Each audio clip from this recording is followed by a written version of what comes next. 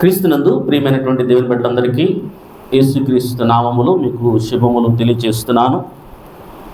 క్రీస్తు ప్రభు రక్తంలో కడగబడి తండ్రిన దేవుని ఆరాధించడానికి వచ్చిన మీ అందరికీ కూడా యేసుక్రీస్తు నామములో వందనాలు. ఈ దినము ఒక శ్రేష్టమైన అంశాన్ని మనం ధ్యానించుకుందాం. దేవుని మీద ఆనుకొని ఆధారపడుట అన్న అంశాన్ని ధ్యానిద్దాం. దేవుని మీద ఆనుకొని ఆధారపడుట. క్రైస్తవ జీవితంలో మనము దేవుని మీద ఆధారపడము నేర్చుకోవాలి. దేవుని ఆనుకుని జీవించడం నేర్చుకోవాలి.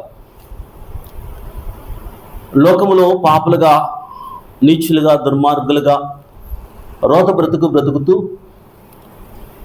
సాతాను అధికారం కింద ఉంటూ అనేకమైనటువంటి నీచమైన పనులు చేస్తూ దేవుని ఉగ్రతకు పాత్రైన మనము దేవుని వాక్యాన్ని విన్నాం, దేవుని యందు విశ్వాసం ఉంచాం, మారు మనసు పొందాం. క్రీస్తు ప్రభు దేవుని కుమారుడని ఒప్పుకొని మన పాప క్షమాపణ నిమిత్తము క్రీస్తు యేసులోనికి బాప్తిసం తీసుకొని క్రైస్తవులుగా క్రీస్తు యేసు మార్గములో మనందరం కూడా నడుస్తున్నాం. ఇలా క్రైస్తవులుగా నడుస్తున్న మనము క్రైస్తవ జీవితంలో దేవుణ్ణి ఆనుకొని దేవుని మీద ఆధారపడడం నేర్చుకోవాలి. ఈ లోకంలో మనం సాధారణంగా అనేకమైన వాటి మీద ఆనుకొని ఆధారపడతాం. ఉద్యోగం మీద ఆధారపడేవారు చాలామంది ఉన్నారు. బంధువుల మీద ఆధారపడే వాళ్ళు చాలామంది ఉన్నారు. వ్యాపారం మీద ఆధారపడేవారు చాలామంది ఉన్నారు. జ్ఞానం మీద ఆధారపడేవారు చాలామంది ఉన్నారు. వారి నైపుణ్యం మీద ఆధారపడేవారు చాలామంది ఉన్నారు. అనగా ఈ లోకంలో అనేకమైన వాటి మీద ఆధారపడుతున్నారండి. అయితే మనము దేవుణ్ణి ఆనుకొని ఆయన మీద ఆధారపడడం నేర్చుకోవాలి. దేవుని మీద ఆధారపడడం అనగా మనుషుల్ని మీద ఆధారపడితే ఏదో ఒక రోజు భంగపడతాం. వ్యాపారం మీద ఆధారపడితే ఏదో ఒక రోజు నష్టాన్ని మనం చూస్తూ ఉంటాం. మన నైపుణ్యము మీద ఆధారపడ్డా ఒక్కొక్కసారి మన నైపుణ్యం మనకు పనికిరాదండి. లేకపోతే మన జ్ఞానం మీద, మన ఉద్యోగం మీద ఆధారపడిన ఈరోజు చాలామంది ఉద్యోగాల మీద ఆధారపడిన వారు ఉంటారు. అయితే సుఖమైన జీవితము జీవించలేకపోతున్నారండి. వ్యాపారం మీద ఆధారపడిన వాళ్ళు ఉన్నారు. మంచి శ్రేష్టమైన, సంతోషకరమైన, సమాధానకరమైన జీవితాన్ని జీవించలేకపోతున్నారు. అనగా చాలా వాటి మీద ఆధారపడుతూ సమాధానకరమైన జీవితాన్ని జీవించలేని వారిలో చాలామందిని మనం చూస్తున్నామండి. అయితే క్రైస్తవ జీవితంలో మనము దేవుని బిడ్డలుగా దేవుని మీద ఆనుకొని ఆధారపడడమో నేర్చుకోవాలండి. ప్రతి చిన్న విషయానికి తల్లిదండ్రుల మీద ఆధారపడేవారు చాలామంది ఉంటున్నారు. నేను ఆధారపడకూడదని చెప్పను, కానీ క్రైస్తవ జీవితంలో దేవుని మీద ఆధారపడాలండి. ప్రతి చిన్న విషయాన్ని ఎప్పుడైతే నువ్వు దేవుని మీద ఆధారపడతావో దేవుని ఆశ్చర్య కార్యాలను అనుభవిస్తావు, దేవుని మేలును అనుభవిస్తావు. నేను మా అమ్మ నాన్నను నేను అడగను, నిన్నే అడుగుతున్నాను నాన్న అని నువ్వు దేవుణ్ణి అడిగి దేవుని మీద ఆధారపడితే, నేను ఎవరిని అడగను, నీ మీద ఆధారపడుతున్నాను, దేవుణ్ణి అడిగితే ఆధారపడిన మనలను ఆయన ఎప్పుడు కూడా సిగ్గుపరచడండి. అందుకే ఇక్కడ చక్కని మాట అంటాడు. ఏమంటాడంటే, ఎవని మనసు నీ మీద ఆనుకొనునో అంటాడు. అనగా ఎవరైతే నీ మీద ఆనుకొని అనగా ఆధారపడతారో వారిని ఏమంటాడు చూడండి, వారిని నీవు పూర్ణమైన శాంతి గలవానిగా కాపాడుదువు. శాంతి ఇస్తున్నాడు, సమాధానం ఇస్తాడు. అది ఎలాంటి సమాధానం అంటే కొంచెము కాదండి, కొంచెం సమాధానం కాదు, కొంచెం సంతోషం కాదు. నువ్వు దేవుని మీద ఆనుకొని ఆధారపడి క్రైస్తవ జీవితంలో నువ్వు ముందుకు వెళ్తూ ఉంటే నీకు ఇచ్చే సంతోషము కొంచెం కాదు, నీకు ఇచ్చే సమాధానం కొంచెం కాదండి, పూర్ణంగా అనగా సంపూర్ణంగా దేవుడు మనకు సంతోషాన్ని, సమాధానాన్ని ఇస్తాడంట. అంతేకాకుండా కాపాడుతానంటాడండి. ఎలా అనుకోవాలో కూడా కింద జ్ఞాపకం చేస్తాను. ఎలా అనుకోవాలంట? ఏమ్మా ఎలా అనుకోవాలి? ఎలా ఆధారపడాలి, దేవుని మీద ఎలా ఆనుకోవాలి, ఎలా ఆధారపడాలి. కింద అంటాడండి, ఏమంటాడంటే ఏలయనగా అతని యందు విశ్వాసం ఉంచి ఉన్నాడు. ఆనుకున్నవాడు ఎలా ఆనుకుంటున్నాడంటే విశ్వాసముతో ఆనుకుంటున్నాడు. దేవుని మీద ఆధారపడ్డము విశ్వాసముతో ఆధారపడ్డమండి. దేవుణ్ణి ఆనుకోవడము విశ్వాసముతో, అచంచలమైన విశ్వాసం.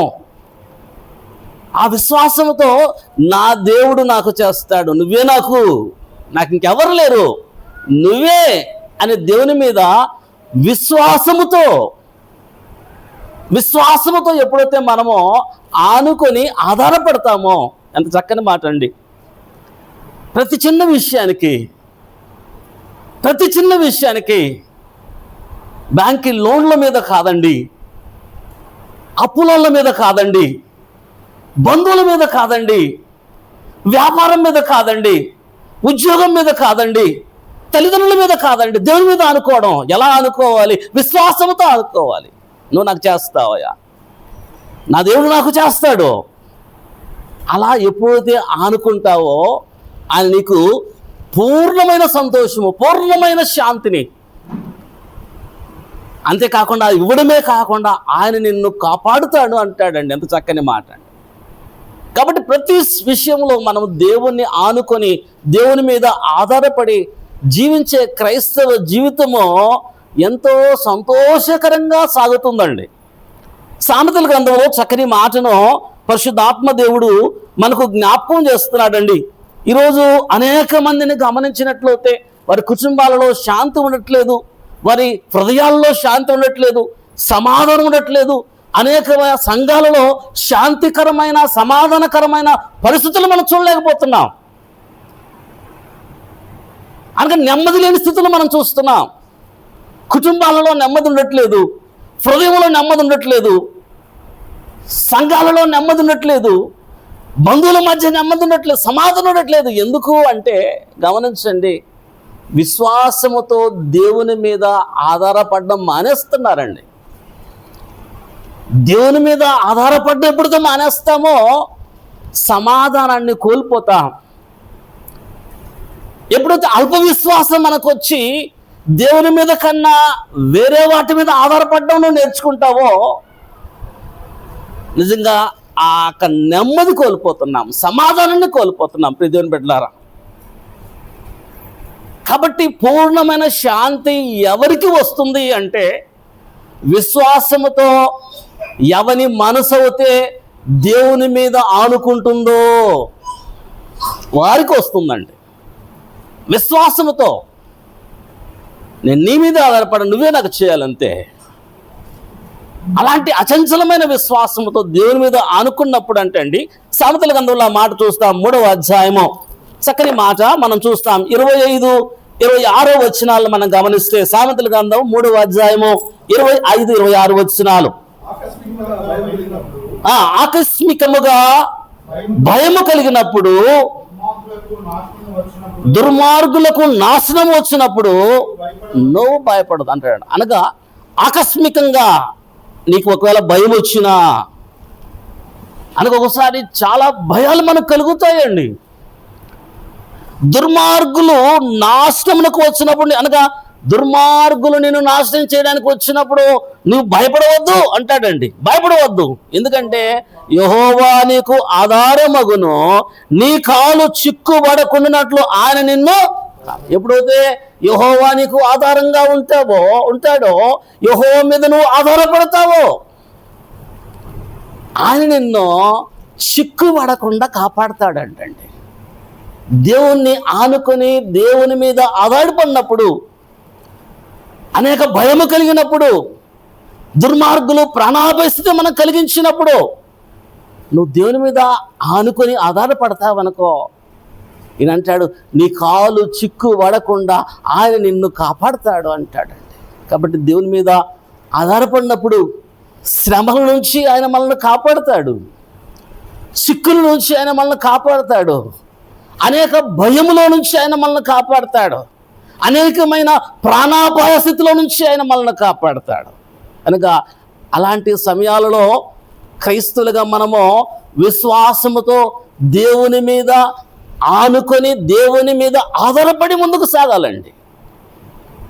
మానవ జీవితంలో సమస్యలు రాకుండా పోవండి, వస్తాయి ఖచ్చితంగా.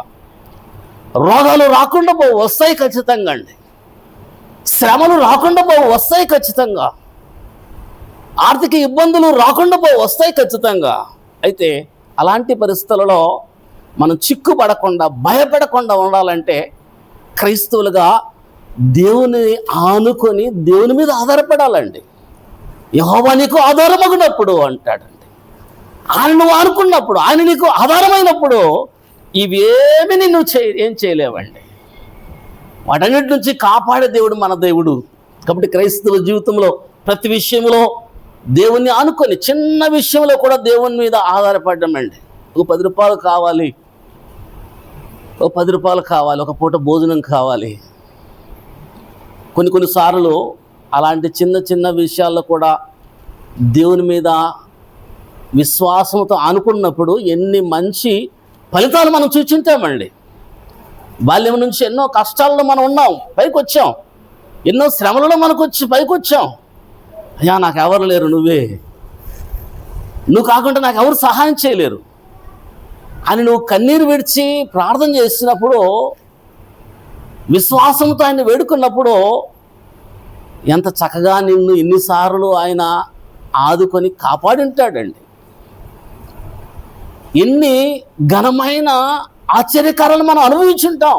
చిన్న విషయాలేండి, పెద్దవి కాదు, చిన్న విషయాలు మనం ఆధారపడినప్పుడు. కనుక క్రైస్తవ జీవితంలో దేవుని మీద ఆధారపడడం నేర్చుకోవాలని ప్రభువు కోరుతున్నాడు.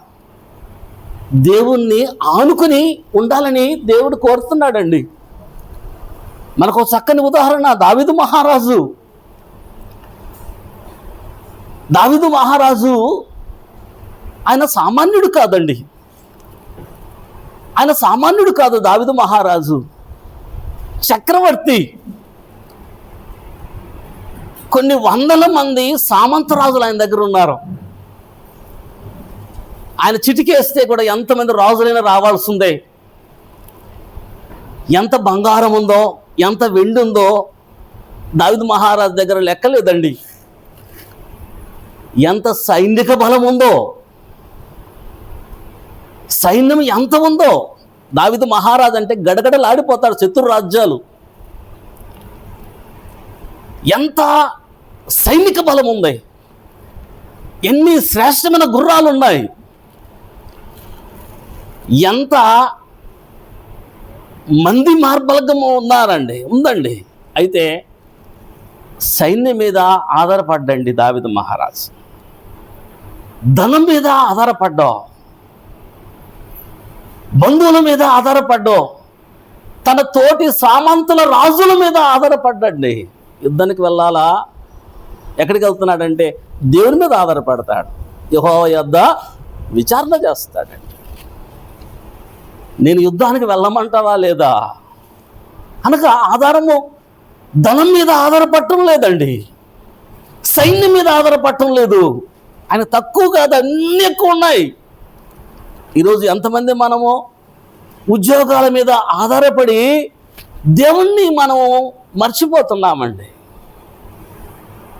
ఈ లోక సంబంధమైనటువంటి వాటి మీద ఆధారపడి దేవుణ్ణి నిర్లక్ష్యం చేస్తున్నాం. అయితే ఆ మహారాజు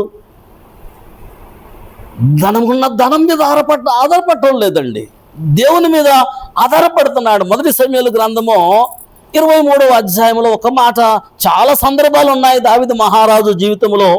అయితే 1-2 సందర్భాలు మీకు జ్ఞాపకం చేస్తాను. మొదటి సమూయేలు గ్రంథము 23వ అధ్యాయము, తీర్చిన వారు ఉంటే దయచేసి చదవాలని ప్రవేశపెట్టకొడుతున్నాను. 9 నుంచి మనం చదివినట్లయితే, మొదటి సమూయేలు గ్రంథము, సౌలు తనకు కీడు చేయుచున్నాడని, కీడే ఉద్దేశించి ఉన్నాడని దావీదు ఎరిగి ఆ యాజకుడైన అబ్యాతారును చూడండి, ఇజ్రాయేలు దేవా యెహోవా కెయీలాలోకి వచ్చి నన్ను బట్టి పట్టణమును పాడు చేయ ఉద్దేశించున్నాడని నీ దాసుడైన నాకు రూఢిగా తెలియబడి ఉన్నది. కెయీలాజనుడు నన్ను అతని చేతికి అప్పగించుకురా నీ దాసుడైన నాకు వినబడినట్లు దిగి వచ్చిన. చాలా రెండు వచనాలు గమనిస్తే, అంతటి దావీదు నేను వెళ్ళి ఈ ఫిలిష్తీయులను హతము చేయుదునా అని యెహోవా యొద్ద విచారణ చేయగా అంటాడు. దేవుని మీద ఆధారపడుతున్నాడు, దేవుని యొద్ద విచారణ చేస్తున్నాడు. నేను ఫిలిష్తీయుల మీదకి యుద్ధానికి వెళ్ళనా వద్దా? నా దగ్గర ఇంత సైన్యం ఉందే, ఇంత ధనం ఉందే, ఇంత బలం ఉందే, ఇంత చాలా నాకున్నాయే అని సైన్యం మీద, బలం మీద, ధనం మీద, సామంతర రాజుల మీద ఆధారపడలేదండి.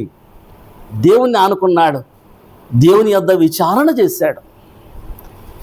అనేక సందర్భాలలో నేను యూదా దేశానికి వెళ్తానయ్యా, అక్కడ ఏ స్థలానికి వెళ్ళాలి విచారణ చేస్తున్నాడండి. దేవుని మీద ఆధారపడుతున్నాడు, తనకిష్టం వచ్చిన స్థలానికి వెళ్ళడం లేదండి. నువ్వు హెబ్రోనుకు వెళ్ళు అనగా ప్రతి విషయంలో దావీదు మహారాజు దేవుని మీద ఆధారపడినట్లు చూస్తున్నా. కనుక ప్రియదేవుని బిడ్డలారా, నువ్వు దేవుని మీద ఆధారపడితే ఆయన నిన్ను చిక్కుల్లో నుంచి విడిపించి నిన్ను కాపాడుతాడు. దేవుణ్ణి ఆనుకొని ఆయన మీద ఆధారపడితే పూర్ణమైన శాంతినిస్తాడు. విశ్వాసముతో ఆయన మీద ఆధారపడితే ఆయన నిన్ను కాపాడుతాడు. చాలా క్లియర్గా జ్ఞాపకం చేస్తున్నాడండి పరిశుద్ధాత్మ దేవుడండి. కాబట్టి క్రైస్తవులు దేవుని ఆనుకొని దేవుని మీద ఆధారపడడం నేర్చుకోవాలి. ప్రతి విషయంలో దేవుని మీద ఆధారపడాలి. అప్పుడు మనం ఆశ్చర్యకారాలు చూస్తాం, అనేకమైన మేలును మనం అనుభవిస్తామండి. చక్కని మాట మీతో జ్ఞాపకం చేస్తాను. పరమగీతములు గ్రంథము, పరమగీతములు 8వ అధ్యాయము, పరమగీతములు 8వ అధ్యాయము 5వ వచనంలో చక్కని మాటను అక్కడ పరిశుద్ధాత్మ దేవుడు జ్ఞాపకం చేస్తున్నాడు. 8వ అధ్యాయము 5వ వచనంలో గమనించినట్లయితే, తన ప్రియుని మీద ఆనుకుని అరణ్య మార్గమున వచ్చున్నది యవతే అనగా చాలా శ్రేష్టమైన మాట అండి. షోలమ్మతి ఎవరి మీద ఆనుకుంటుంది అంటే, తన ప్రాణ ప్రియుడైనటువంటి గొల్లవాడో ప్రియుని మీద ఆనుకుంటుందండి. తన ప్రియుని మీద ఆనుకొని ఎక్కడ ప్రయాణం చేస్తుంది అంటే అరణ్యములో ప్రయాణం చేస్తుంది. ప్రియుని మీద ఆనుకొని ప్రియుని మీద ఆధారపడి ఎక్కడ ప్రయాణం చేస్తుందంటే అరణ్య మార్గంలో ప్రయాణం చేస్తుంది. ఎవరు అంటే కన్యకండి, ప్రియురాలు తన ప్రియుని మీద ఆనుకొని అరణ్యమున నడుచున్న మార్గంలో సులమ్మతే. ప్రియ దేవుని బిడ్డలారా, మన ప్రాణప్రియుడు క్రీస్తు ప్రభువు. మనము క్రీస్తు ప్రభు యొక్క వధువు, కన్యక. మనము ఎవరి మీద ఆనుకోవాలి అంటే క్రీస్తు ప్రభు మీద ఆనుకోవాలి. ఈ అరణ్య ప్రయాణములో, ఈ లోకములో దేవుని అనగా క్రీస్తు ప్రభు మీద ఆనుకొని మనము క్రైస్తవ మార్గంలో ప్రయాణము చేయాలండి. ఆమె ఏ మార్గములో ప్రభు మీద ఆనుకునింది అంటే, తన ప్రియుని మీద ఆనుకునిందంటే అరణ్య మార్గములో అండి. అరణ్యము అంటే ఆహ్లాదకరంగా ఉండదండి. అరణ్యము అంటే దట్టమైన చెట్లు ఉంటాయి. అరణ్యము అంటే దారి లేని ప్రదేశము. అరణ్యము అంటే క్రూర మృగాలకు నిలయము. అరణ్యము అంటే విషసర్పాలకు నిలయము. క్రూర మృగాలు ఉంటాయి, విషసర్పాలు ఉంటాయి. రాత్రుల్లో గాఢాంధకారం ఉంటుంది. అరణ్యంలోకి వెళ్తే బయటపడడానికి తెలిసిన వారికి తప్ప తెలియని వారికి అసాధ్యమండి. ఏ దారి ఎట్టిపోతుందో తెలియదండి. కొంత అరణ్య ప్రాంతాల్లో కొండలు, లోయలు ఉంటాయి. ఆ లోయల్లో జారిపోయే ప్రమాదం ఉంది. ఆ యొక్క జలపాతాల్లో జారిపోయే ప్రమాదం ఉంది. అయితే ఈ ప్రియురాలు తన ప్రియుని మీద ఆనుకొని ధైర్యంగా పోతుందని, ఎంత విశ్వాసం! ధైర్యముతో గాఢాంధకారపు లోయలో ప్రయాణం చేస్తుంది, క్రూర మృగాల మధ్య ప్రయాణం చేస్తుంది, లోయల మధ్య ప్రయాణం చేస్తుంది, విష పురుగుల మధ్య ప్రయాణం చేస్తుంది. ఆమె ధైర్యము తన ప్రియుడికి దగ్గరగా ఉంది. ఆమె ధైర్యం ప్రియుడి మీద ఆధారపడి ఉంది. ఆధారపడి వాటన్నిటిలో నుంచి దాటిపోతుంది. ప్రియదేని బిడ్డలారా, ఈ లోకం అనే అరణ్యములో ఎన్ని దుష్టమృగాలు ఉంటాయి. సాతానుడు ఎప్పుడు కూడా ఎవరిని మింగుదుమా అని క్రూర మృగములాగా తిరుగులాడుతుంటాడు. ప్రియదేని బిడ్డలారా, అయితే నువ్వు క్రీస్తు ప్రభు మీద ఆనుకొని ఎప్పుడైతే నువ్వు ప్రయాణం చేస్తావో ఆ అరణ్య మార్గము ఎలా ఉంటుందంటే చాలా దీవెనకరంగా ఉంటుందండి. కాబట్టి అరణ్య మార్గములో మనము క్రీస్తు ప్రభు మీద ఆనుకొని ఆధారపడి మనం ప్రయాణం చేయాలి. ఒక చక్కని మాటను పరిశుద్ధాత్మ దేవుడు మనకు జ్ఞాపకం చేస్తున్నాడు. హెజ్కేలు గ్రంథము 34వ అధ్యాయము. అరణ్యములో ప్రియుని ఆనుకొని నడుస్తే, హెజ్కేలు గ్రంథం 34వ అధ్యాయము 25వ వచనం నుంచి మనం జ్ఞాపకం చేసుకున్నట్లయితే 25వ వచనం, మరియు అవి అరణ్యములో నిర్భయముగా నివసించినట్లు, అడవిలో నిర్భయముగా పండుకున్నట్లు నేను వారితో సమానార్థకరమైన నిబంధన చేయుదును. దుష్ట మృగములు దేశములో లేకుండా చేయుదును.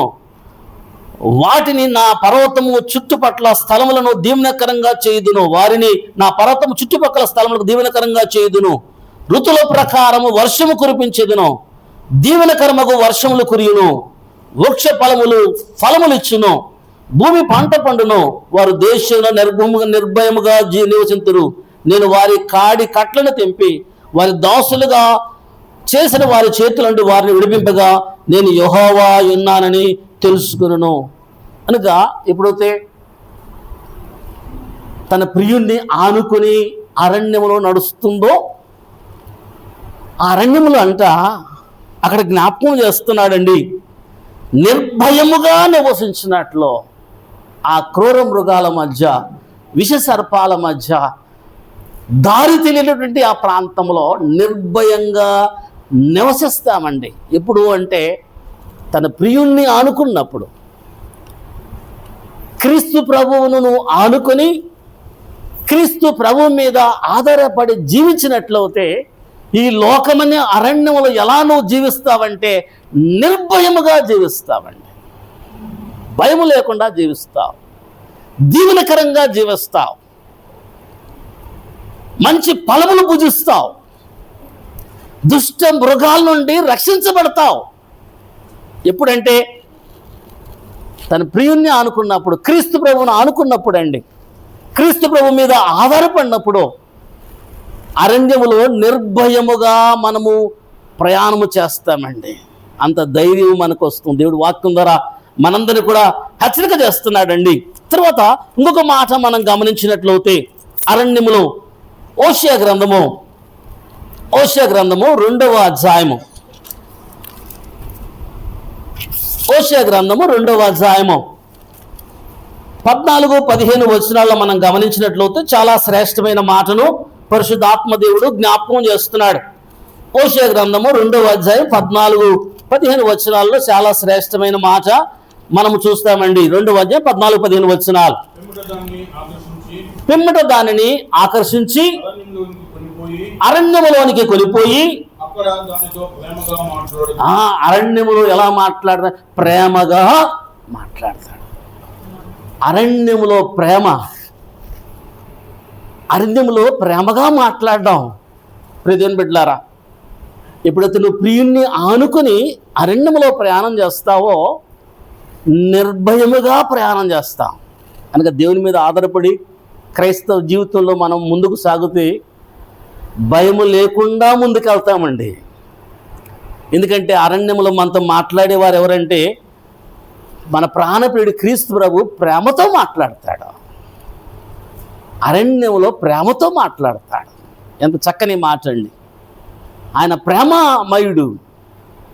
ప్రేమతో నీకు బోధిస్తాడు, ప్రేమతో నిన్ను హెచ్చరిక చేస్తాడు, ప్రేమతో నిన్ను గద్దిస్తాడు, ప్రేమతో నిన్ను నడిపిస్తాడు. కాబట్టి అరణ్యంలో ప్రేమతో కూడిన మాటలు ప్రియమైన బిడ్డలారా ఇప్పుడు నీకు దొరుకుతాయి. ఆయన ఆనుకుని ఆయన మీద ఆధారపడినప్పుడు అండి అరణ్యంలో నిర్భయంగా నడుస్తావు. ఎప్పుడు నడుస్తావు? ఆయన మీద ఆనుకొని ఆయన మీద ఆధారపడినప్పుడు నడుస్తావు అండి. ఎప్పుడు నీ కుటుంబంలో నీ జీవితంలో పూర్ణమైన శాంతి వస్తుంది? విశ్వాసముతో ఆయన మీద ఆనుకొని ఆయన మీద ఆధారపడినప్పుడు అండి. ఎప్పుడు నీవు కాళ్ళు చిక్కబడకుండా నిన్ను కాపాడబడతావు. విశ్వాసముతో ఆయన మీద ఆనుకొని ఆయన మీద ఆధారపడినప్పుడు నీ కాలు చిక్కుపడకుండా, నువ్వు సాతాను వలలో పడకుండా అరణ్య మార్గంలో నువ్వు నడిచి వెళ్తావు ప్రియమైన బిడ్డలారా. కాబట్టి ఇంత క్షేమకరమైన సురక్షితమైన ప్రయాణము అరణ్య మార్గంలో మనకు కావాలంటే సున్నమతి తన ప్రియుని మీద ఆనుకొని అరణ్య మార్గములో ధైర్యముగా నడుస్తుందండి. కాబట్టి మనం కూడా క్రీస్తు ప్రభువును ఆనుకొని ఆయన మీద ఆధారపడి ముందుకు సాగాలని, అరణ్య మార్గంలో ప్రయాణం చేయాలని ప్రభు వాక్యం ద్వారా మరొకసారి మనందరినీ కూడా హెచ్చరిక చేస్తున్నాడండి. కాబట్టి అరణ్య మార్గంలో ప్రేమతో కూడిన మాటలు నీకు దొరుకుతాయి. ఎక్కడి నుంచి అంటే ప్రియుని మీద ఆనుకున్నప్పుడు. యెషయా గ్రంథము 43వ అధ్యాయము చక్కని మాట అక్కడ పరిశుద్ధాత్మ దేవుడు జ్ఞాపకం చేస్తున్నాడు. యెషయా గ్రంథం 43వ అధ్యాయము 19వ వచనంలో గమనించినట్లయితే 19వ వచనం 43వ అధ్యాయం 19, ఇదిగో నూతన క్రియ చేయుచున్నాను, ఇప్పుడే అది మొలుచును,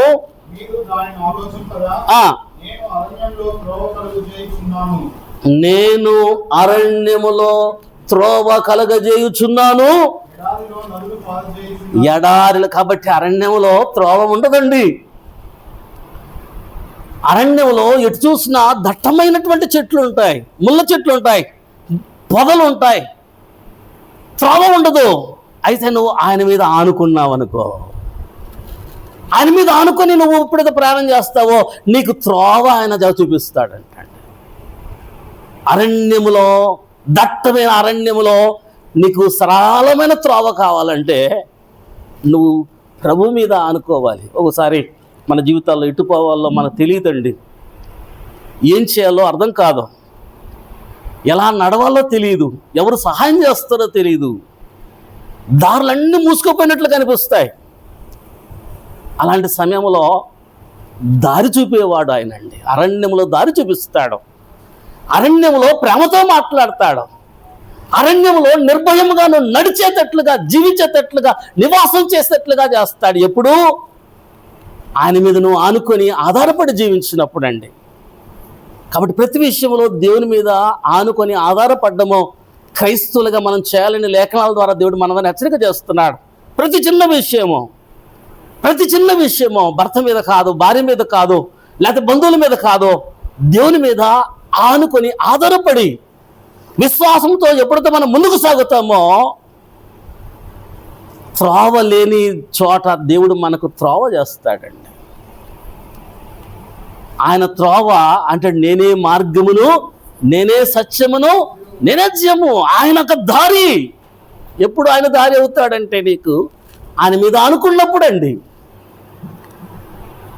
ఎప్పుడు నీకు మార్గమో, చుట్టూ ఎన్ని దుష్ట మృగాలున్నా, ఎన్ని విషసర్పాలున్నా, ఎన్ని లోయలున్నా, ఎంత గాఢాంధకారం ఉన్నా నిన్ను నడిపించేది ఆయన, దారి చూపించేది ఆయనండి. ఎప్పుడంటే నువ్వు ఆయన మీద ఆనుకున్నప్పుడు అన్న సత్యాన్ని దేవుడు వాక్యం ద్వారా మరోసారి మనందరినీ కూడా హెచ్చరిక చేస్తున్నాడండి. ఇర్మియా గ్రంథంలో ఇంకొక మంచి మాటను దేవుడు జ్ఞాపకం చేస్తున్నాడు. ఇర్మియా గ్రంథము 6వ అధ్యాయము చాలా శ్రేష్టమైన మాట.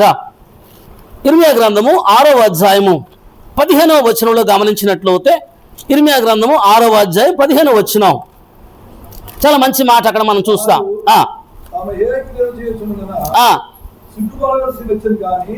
వారు ఏమాత్రం సిగ్గుపడరు. ఆ, అవమానం నిందించమని ఆ, వారికి తోచనే లేదు. ఆ, కనుక పడిపో వారితో వారు పడిపోవద్దు. ఆ, నేను వారిని విమర్శించు కాలమున ఆ. వారు తొట్టిందని యెహోవా సెలవిస్తున్నాడు. గమనించండి. కాబట్టి 16వ వచనం. 16 అన్న యెహోవా ఇలా సెలవిస్తున్నాడు. యెహోవా ఇలాగ సెలవిస్తున్నాడు, చూడండి, చూడండి మార్గములో నిలిచి చూడుడి, పురాతన మార్గమును గురించి విచారించుడి. పురాతన మార్గముల గురించి విచారం చేయుడి, మార్గం ఏదని అడిగి మేలు కరకు మార్గం ఏదని అందులో నడుచుకునుడి. అందులో నడుచుకునుడి. మీకు నెమ్మది కలుగు. గమనించండి. అనగా మేలు కలిగే మార్గములో ఆయన నడిపిస్తాడు, నెమ్మదిచ్చే మార్గములో నడిపిస్తాడు, శ్రేష్టమైనటువంటి మార్గములో ఆయన మనల్ని నడిపిస్తాడు. ఎప్పుడంటే ఆయన మీద నువ్వు ఆనుకొని ఆధారపడినప్పుడు. వాక్యం ద్వారా దేవుడు మనందరూ హెచ్చరిక చేస్తున్నాడండి. కాబట్టి నిర్భయంగా జీవిస్తావు అరణ్యంలో ఆయన మీద ఆనుకున్నప్పుడు. నీ ప్రతి విషయాన్ని దీవిస్తాడు ఆయన మీద నువ్వు ఆనుకున్నప్పుడు. మార్గము లేని చోట మార్గాన్ని చూపిస్తాడు నువ్వు ఆయన మీద ఆనుకున్నప్పుడు. అరణ్యంలో ప్రేమతో మాట్లాడతాడు ఆయన మీద నువ్వు ఆనుకున్నప్పుడు. పరిపూర్ణ శాంతినిస్తాడు ఆయన మీద నువ్వు ఆనుకున్నప్పుడు అండి. కాబట్టి చాలా క్లియర్గా దేవుడు వాక్యం ద్వారా మరోసారి మనందరినీ కూడా హెచ్చరిక చేస్తున్నాడు. అదే ఇర్మియా గ్రంథంలో ఇంకొక మాట మనము చూస్తాం. 31వ అధ్యాయం 2వ వచనంలో గమనిస్తే, ఇర్మియా గ్రంథం 31వ అధ్యాయం 2వ వచనంలో యెహోవా ఇలా సెలవిస్తున్నాడు. యెహోవా ఇలాగ సెలవిస్తున్నాడు, మిమ్మును తప్పించుకున్న వారే ఆ, ఇరుల అరణ్యంలో దయనుంది గాని ఆ, ఆ, యెహోవా ఆ, ఇశ్రాయేలు విశ్రాంతి పొందినట్లు ఆ, నేను విడుదలనుకుంటున్నాను. గమనించారు. అరణ్యములో ఏముందిరంటమ్మా? ఏమనుందారు? దయనుంది. అరణ్యములో దయనుందారు. అరణ్యములో దయ అండి. అరణ్యములో మార్గము, అరణ్యములో ప్రేమతో కూడా మాట్లాడడము, అరణ్యములో భయం లేకుండా నిర్భయముగా జీవించటము, అరణ్యములో వారు దయ పొందారండి. ప్రియదేవుని బిడ్డలారా, అనగా దేవునితో ఎప్పుడైతే ఆనుకుంటావో, ఆనుకొని ఆధారపడి జీవిస్తావో, అరణ్యంలో ఏమి దొరుకుతుందంటే దయ దొరుకుతుంది. ఇజ్రాయేలు ప్రజలను శత్రువులు తరుముతున్నాడు, ఫరో తరుముతున్నాడు. ఎర్ర సముద్రం ఉంది ముందు. దేవుని దయతో ఎర్ర సముద్రము 2 పాయలుగా చీలిపోయింది. అరణ్యములో దయ పొందారండి. దాదాపు 25 లక్షల మందికి నీరు ఎట్లా? ఒక దగ్గర నీరు ఉన్నాయి, అయితే ఆ నీరు చేదుగా ఉంది. దేవుని దయతో ఆ నీరు ఏమైందంటే మధురము అయిందండి. భయంకర అరణ్య మార్గములో గడాంధకారపు స్థితిలో ఆయన మేఘస్తంభం ఉంచి, అగ్నిస్తంభం ఉంచి వారిని ఎంత జయకరంగా నడిపించాడు ఆయన దయతో అండి. ఆకాశం నుంచి మన్నాను కురిపించాడు ఆయన దయ. కాబట్టి అరణ్యంలో ఇజ్రాయెల్ ప్రజలు ఏం చూశారంటే ఆయన దయను చూశారు. ఎంత చక్కని మాట అండి. ప్రియదేవుని బిడ్డలారా, ఎప్పుడైతే నువ్వు క్రీస్తు ప్రభు మీద ఆనుకొని ఈ అరణ్య మార్గములో నడుస్తావో ఆయన దయను పొందుతావు. ఆయన మార్గం చూపిస్తాడు, ప్రేమతో మాట్లాడతాడు. ఆయన ఏం చేస్తాడంటే ఈ అరణ్యంలో దయ చూపిస్తాడు. అని చక్కని మాట అండి. దేవుని దయ ఉంటే, దేవుని దయ చూపిస్తే అది ఏదైనా కూడా సంతోషకరం అవుతుందండి. అది ఏదైనా సరే, ఏ ఆపదైనా, ఏ కష్టమైనా, ఏ శ్రమైనా, ఏ బాధ అయినా దేవుని దయ ఉంటే. కాబట్టి ఆయన దయ కావాలంటే మనం ఏం చేయాలంటే క్రైస్తవ జీవితంలో ఆయన మీద ఆనుకొని ఆధారపడి ఈ లోకంలో మనం ముందుకు సాగాలని లేఖనాల ద్వారా దేవుడు మనందరినీ కూడా హెచ్చరిక చేస్తున్నాడండి. కాబట్టి ఆయన ఆనుకొని మనం జీవిస్తే, హోషే గ్రంథంలో అంటాడండి, ఆయన మనకు స్నేహితుడు అవుతాడంట. నేను స్నేహితును అంటాడు. అనగా ఎవరైతే ఆనుకొని ఉంటారో వారితో అరణ్యములో ఆయన స్నేహిస్తాడు. ప్రాణమిచ్చే స్నేహితుడు, ప్రాణం పెట్టేంత స్నేహితుడు నీకు తోడుగా ఉంటాడు. ఎప్పుడంటే ఆయన ఆనుకున్నప్పుడు. కనుక ప్రియదేవుని బిడ్డలారా, చాలా స్పష్టంగా క్లియర్గా పరిశుద్ధాత్మ దేవుడు ఈ ప్రభు దినంతో మనతో మాట్లాడుతున్నాడు. ఎవరి మనస్సు ఆయన మీద ఆనుకుంటుందో ఆయన పూర్ణమైన శాంతినిచ్చి కాపాడుతాడు. ఇప్పుడంటే విశ్వాసముతో నువ్వు ఆ పని చేసినప్పుడు. కాబట్టి విశ్వాసముతో దేవుణ్ణి ఆనుకొని ఆయన మీద ఆధారపడితే ఆయన నీకు శాంతినిచ్చి కాపాడతాడు. నీ కట్లను తెంచి ఆయన నిన్ను కాపాడతాడో, నిర్భయంగా జీవించేటట్లు నీకు చేస్తాడో, ప్రేమతో కూడిన మాటలు మాట్లాడతాడు. అరణ్యములో ఆయన ఆనుకొని జీవించినప్పుడు, అరణ్యములో ఆయన మీద ఆనుకొని జీవించినప్పుడు నీ మీద దయ చూపిస్తాడో, అరణ్యములో ఆయన మీద ఆనుకొని జీవించినప్పుడు నీతో స్నేహం చేస్తాడో. కాబట్టి క్రైస్తవ జీవితంలో మనందరూ కూడా దేవుణ్ణి ఆనుకొని దేవుని మీద ఆధారపడడం నేర్చుకోవాలి. ఈ లోకములో అనేకమైన వాటి మీద ఆధారపడితే నిజంగా మనకు ప్రయోజనం ఉండదు. కానీ దేవుని మీద ఆనుకున్న జీవితము, దేవుని మీద ఆధారపడిన జీవితము మనం జీవించినట్లయితే అద్భుత కార్యాలు చూస్తావు, అనుభవిస్తావు, దీవించబడతావు. అంతేకాకుండా ధైర్యముతో ఈ లోకంలో మనం ప్రయాణం చేయగలం. కాబట్టి క్రీస్తు ప్రభు మీద ఆనుకొని మనం ముందుకు సాగాలని, ఆయన మీద ఆధారపడి ముందుకు సాగాలని లేఖనాల ద్వారా దేవుడు మనందరిని హెచ్చరిక చేస్తున్నాడు. దేవుడు చిన్ని మాటలు దీవించి మన వినికిడిలో ఫలింపచేయునుగాక.